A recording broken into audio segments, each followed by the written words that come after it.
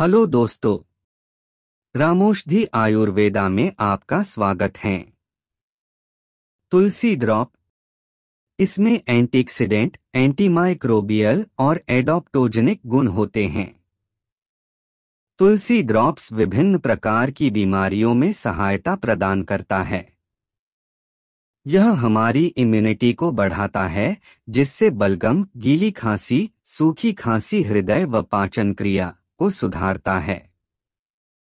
साथ ही त्वचा, आंखों, जोड़ों और लिवर के लिए अत्यंत लाभप्रद है।